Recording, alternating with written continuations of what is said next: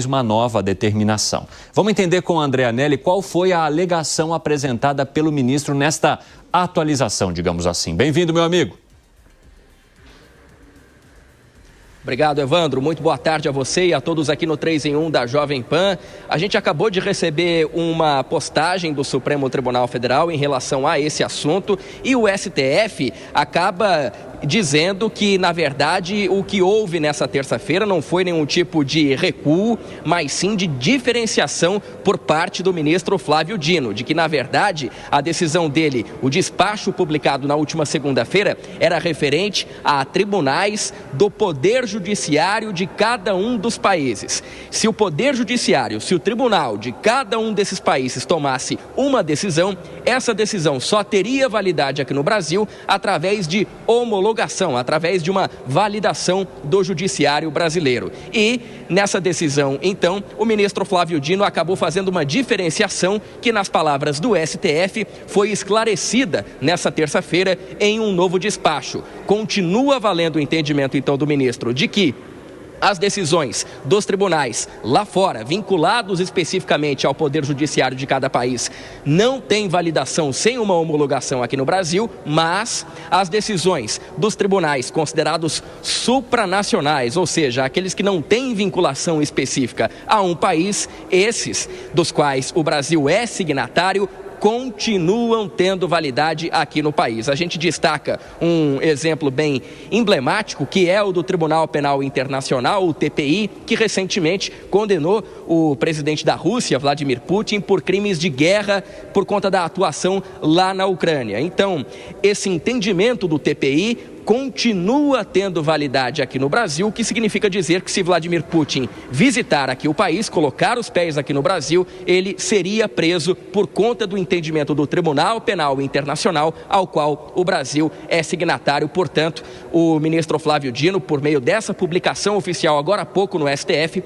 fez essa diferenciação entre o que é tribunal vinculado a um país e o que é tribunal supranacional, não vinculado especificamente a nenhum país, aos quais o Brasil continua sendo signatário. E o ministro esclareceu mais uma vez que, como você disse agora há pouco, né, Evandro, fez essa manifestação no âmbito de um questionamento do Instituto Brasileiro de Mineração, o IBRAM, que questionava justamente então a possibilidade de municípios brasileiros ajuizarem ações no exterior contra essas mineradoras, uma vez que elas estariam então sujeitas a ter que responder internacionalmente, e aí se essa decisão judicial que foi proferida num judiciário do exterior, de um outro país, teria validade aqui no Brasil. Então, portanto, o ministro Flávio Dino, por meio dessa publicação dessa terça-feira, acabou fazendo isso que o STF chama de esclarecimento e não necessariamente um recuo. Evandro. Pelas informações, viu, André Anelli? Um abraço para você.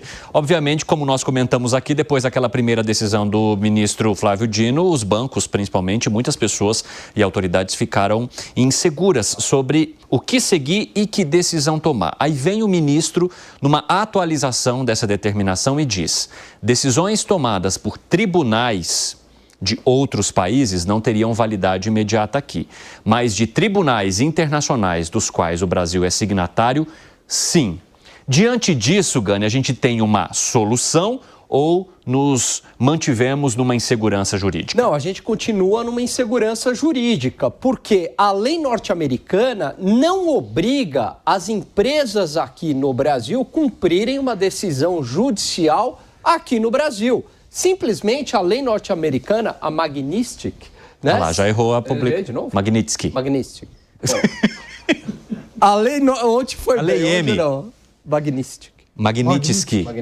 Bom, vamos lá. Vamos lá. A lei norte-americana, ela diz o seguinte: olha, essas empresas, elas devem cumprir a decisão lá nos Estados Unidos. Então, cabe à empresa ignorar a decisão aqui no Brasil e cumprir a decisão nos Estados Unidos, ou ignorar a decisão lá nos Estados Unidos, a lei norte-americana, e cumprir a lei aqui no Brasil. Ela não está interferindo no judiciário brasileiro. Ela simplesmente está dizendo: olha, o banco aqui no Brasil deve cumprir a lei norte-americana. Esse que é o ponto. Só que isso causa um impasse para o banco, porque cumprir lá significa descumprir aqui. Descumprir aqui significa cumprir lá. E olha a confusão, Bruno Musa, porque os bancos passaram a consultar e procurar escritórios internacionais para entender com esses escritórios como agir. Se eles deveriam seguir aquilo que foi determinado pela Lei Magnitsky ou pelo ministro Flávio Dino. Sem dúvida. E me parece que tem uma total falta de ou conhecimento ou falta de preocupação com realmente os serviços no Brasil. O Alan já deixou muito claro, e isso eu comentei ontem. A lei está sendo imposta nos Estados Unidos. Ok, banco A, banco B, banco C, banco D. Você não quer cumprir a Lei Magnitsky e cumprir a lei do Supremo Tribunal Federal? Ok, fique à vontade. Mas você vai encerrar as suas operações aqui nos Estados Unidos. Mas tem um problema, que ninguém fala também. A gente chegou a ouvir, e eu coloquei até como patético, que a Magazine Luiza tem um serviço de nuvem, porque grande parte dos bancos brasileiros utilizam a AWS, que é o serviço de nuvem da Amazon, e alguns chegaram a comparar. Não tem problema, a Magazine Luiza tem um serviço de nuvem que pode substituir a Amazon. Olha, isso soa como cômico. O que eu quero dizer é que grande parte da infraestrutura que os bancos brasileiros utilizam para prover os serviços aqui no Brasil são providos por empresas americanas, que estas sim cumprirão a sanção da Lei Magnitsky. Ou seja, como é que os bancos poderão realizar operações como Pix, TED, qualquer tipo de transferência, pagamento, emissão de boleto DDA, arquivar tudo o que ele tem com os dados dos seus clientes?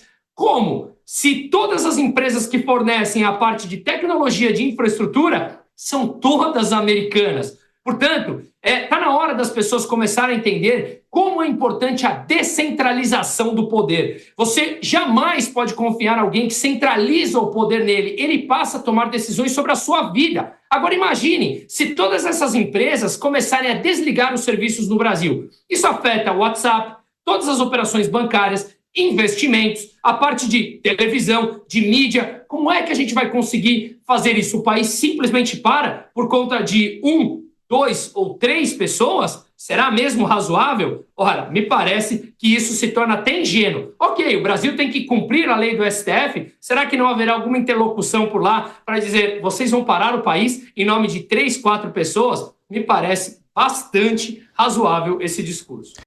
Como é que você avalia a situação? Porque todos os bancos têm algum tipo de operação financeira lá fora, tirando a Caixa Econômica Federal, que mesmo assim ainda é acionista, né, junto com o Bradesco e também do Banco do Brasil, daquela bandeira Elo para o cartão de crédito e que utiliza também o sistema SWIFT para transações internacionais. Então, mesmo a Caixa Econômica Federal, que não diretamente opera no exterior, também teria algum tipo de impossibilidade em parte das transações. Como é que você avalia essa situação? E, digamos assim, você considera que essa decisão do Flávio Dino foi um recuo depois de muitas críticas e, digamos, dúvidas sobre a primeira determinação dele? Não, de forma alguma. Até porque, não, veja, vamos voltar um pouquinho no tempo. Quando o Brasil sediou a reunião do G20, o presidente Lula, em um dos seus arrobos e tal, disse que aguardava inclusive pela presença do Putin aqui. Aquilo deixou o pessoal do Itamaraty, né, com os pelos eriçados aí, porque o Putin não pode pisar no Brasil, porque o Brasil é signatário desses tratados que dão ao TPI, o Tribunal Penal Internacional, esse tipo de jurisdição internacional, obrigando todos os países signatários a, por exemplo, prenderem pessoas que são consideradas aí, enfim, que são passíveis, que são, digamos, procurados pelo TPI. Então, por que o Putin pode ir para os Estados Unidos e não pode pisar aqui no Brasil? Porque os Estados Unidos não são signatários do TPI. Por exemplo, Netanyahu, se ele pisar em qualquer país da Europa, ele vai direto para a cadeia. Ele vai ser preso e entregue porque ele também tem o seu pedido de prisão solicitado pelo TPI. Então, vejam, é uma situação diferente. O Brasil é signatário desse tratado internacional e tem que cumprir. No caso da justiça americana, não. Ela tem jurisdição dentro dos Estados Unidos. Então, por exemplo, o Banco do Brasil, dentro dos Estados Unidos, ele não vai, obviamente, poder operar uma conta do ministro Alexandre de Moraes, que lá nem tem visto americano. Aí o que alguém, que também é uma torcida da Bolsolândia, para que essa lei, de fato, estabeleça asfixia financeira ao ministro. Mas vamos lá. Então, o Banco do Brasil, lá nos Estados Unidos, se fizesse uma operação com o ministro, ele seria passível de punições. Mas tem um detalhe. A punição, ela não teria um caráter imediato. É uma questão que iria para os tribunais, o banco iria fazer a defesa dele e, caso ocorra uma condenação, aí sim o banco ia avaliar. Isso é melhor sofrer uma condenação lá ou aqui. Mas eu fico pensando se o banco teria essa disposição em encarar tudo isso por causa de uma pessoa, Fábio Piper. Mas aí que está o negócio. Porque tudo bem, é um ministro do Supremo Tribunal Federal, tem toda a situação política também envolvendo essa história, mas... digamos, tirando o cargo dele, é uma pessoa física como qualquer outra. Ele é uma pessoa física como qualquer outra, Evandro, mas ele estaria descumprindo uma lei brasileira. Ah, sim. Não, mas aí que está o dilema. Se ele está descumprindo uma lei brasileira, ele vai ser punido aqui. Mas aí que está o dilema. Ele pode ser punido aqui. Ok, o banco pode ser punido aqui, concordo contigo. Mas ele poderá ser cumprido nos Estados Unidos. Por quê? Cumprir a lei brasileira significa automaticamente descumprir a lei norte-americana. Aí que está o dilema. Onde é que ele tem uma operação maior? Lá? Não, aí o banco vai fazer essa conta. E tem uma outra coisa. Mas se escala essa situação, ele pode ser excluído do SWIFT. Enfim, o executivo do SWIFT já declarou no final de semana que o ministro Alexandre de Moraes não vai ser alcançado pelo SWIFT, porque ele não é considerado um infrator. É uma situação aberta. O SWIFT está assediado em Bruxelas. Não há jurisdição americana sobre Bruxelas. Mas, na prática, os Estados Unidos têm muita influência sobre esse sistema. Mas aí é uma questão de jurisdição. A justiça da Europa, a justiça da Bélgica não se pauta pelas decisões da justiça americana. José Maria Trindade, bem-vindo, boa tarde, meu amigo. Qual é a tua análise? Muito boa tarde a todos. Olha, Cine, hoje eu conversei com um jurista que disse que esse assunto virou um debate interno ali em quem lida, os chamados supremalistas aqui, que lidam com o Supremo e com legislação internacional. E veja bem, o que eu ouvi, sabe a tragédia grega que fala de uma esfinge que ficava na rua, nas estradas, abordando os viajantes, na base do decifra-me ou te devoro? Então, assim, eles dizem que o Donald Trump está exatamente nesse sentido, ou seja, existem muitas dúvidas. A conclusão geral é de que é mesmo um assunto delicado e difícil de ser resolvido. Eles dizem o seguinte, que o ministro Flávio Dino, nesse recuo, na verdade, ele excetua os organismos internacionais, que praticamente são dois, né? A AIA e o Interamericano. Esses organismos, sim, porque o Brasil é signatário, aprovou no Congresso Nacional, né, a adesão, e mesmo assim, decisões deles têm que ser validadas pelo Supremo Tribunal Federal. Mas que é de uma obviedade tão grande dizer que a lei brasileira tem que ser cumprida por todas as empresas, órgãos que militam aqui, é tão óbvio que é difícil negar. Aí ele diz, imagine se o Flávio Dino desse, nesse caso do IBRAM, uma decisão contrária, dizendo que uma decisão do Reino Unido poderia mudar um processo aqui lá de Mariana, né, de indenização.